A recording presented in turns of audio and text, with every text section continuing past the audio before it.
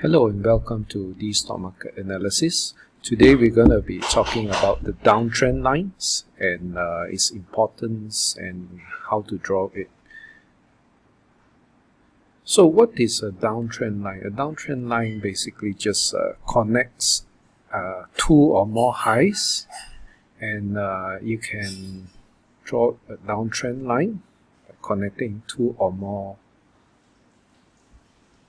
highs. So we have a high here, a high here, a high here. So we have three highs here and we connect it, and this is a downtrend line. Now what is the significance of a downtrend line? The downtrend line, there are few consequences when the stock or the market breaks above a downtrend line. This is SPY, which tracks the movement of the S&P 500. So when the SPY breaks above a downtrend line, we deem that the downtrend is over, okay, and SPY is getting healthier, and some traders actually buy the break of a downtrend line. So for example here, when it gaps above this downtrend line, you can actually buy the SPY to ride it up. Drawing a trend line is quite subjective because different traders will draw different trend lines. For example, one may connect the highs here, so you can see it's different from the downtrend line just now. The previous downtrend line was here, okay, and when SPY broke above this downtrend line, it gave a signal of bullishness a bit earlier than here.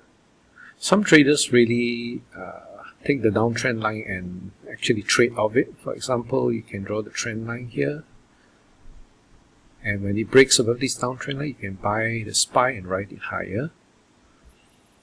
Here we can also connect the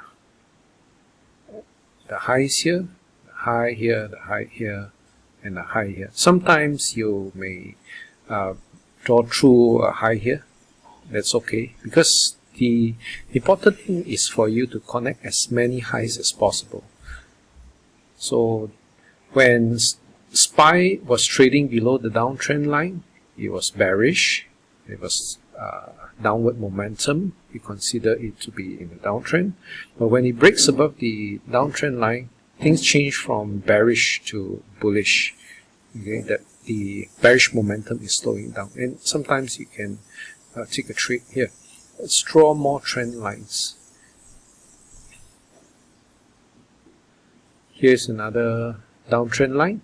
So what you can do is you can draw trend lines in the SPY or S&P 500 and only trade stocks when the SPY is above the downtrend line, because that would mean that it's bullish.